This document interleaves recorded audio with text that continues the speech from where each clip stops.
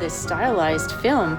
It starts with a woman being bullied, wearing a red dress and a black hood, and then she's surrounded by these nasty people all in black laughing at her like hyenas, and it's sort of indicative of the fear that you could feel when you're being bullied.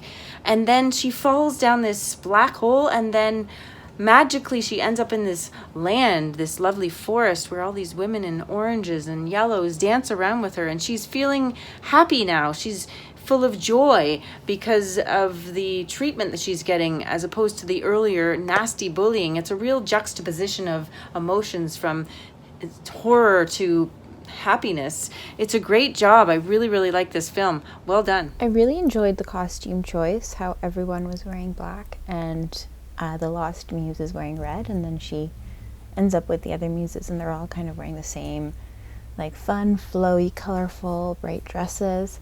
I enjoyed the choreography and the music. I thought the music was really nice. I really liked how they kind of played up the entire first part with kind of everybody else being in like black or kind of monochromatic outfits and her being the only one that was really standing out, and really framing it around her experience with everybody else, whether it was what was actually going on or how she was kind of perceiving how the rest of the world thought of her, and what ultimately, you know, that kind of leads more to what she thought of herself.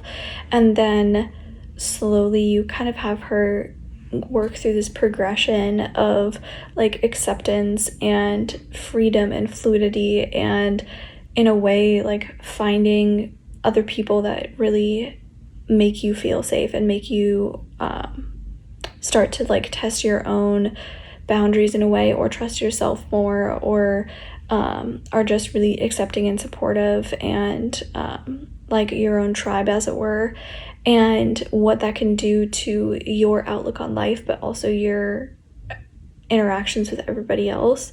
I thought it was a really great progression from beginning to end, both with herself and kind of her demeanor at the beginning versus her demeanor at the end, but also with her interactions with anybody else that was kind of like on the screen with her, and really showing the difference and the progression throughout the entire thing. Visually compelling story.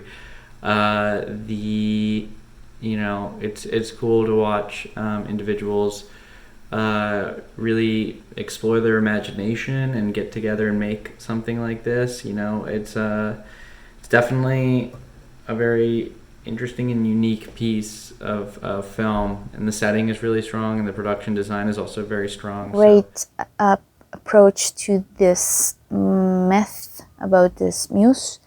The music gives a great strength to the light that music is causing. And then I love the scene where she is falling. Her red dress is a great contrast to the blank or void of her falling.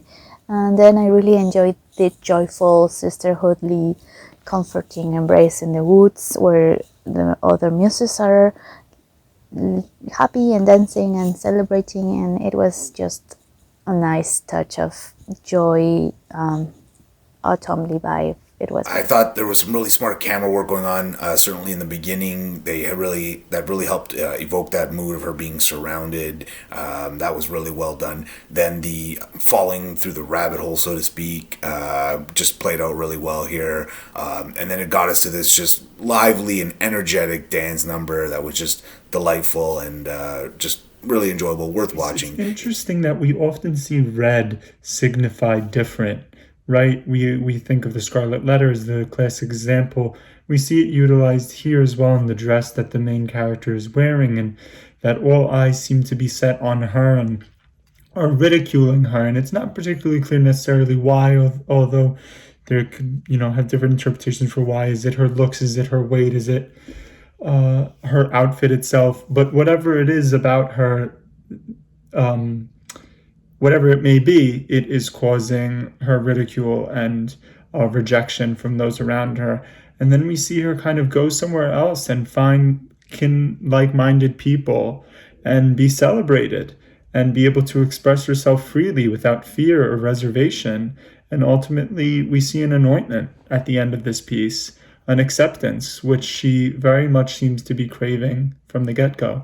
So it's an interesting, actually quite linear narrative for such an experimental piece. We really do see a clear beginning, middle, and end, which is nice. And it keeps you very much engaged throughout. It feels like a nightmare that we're all kind of familiar with having.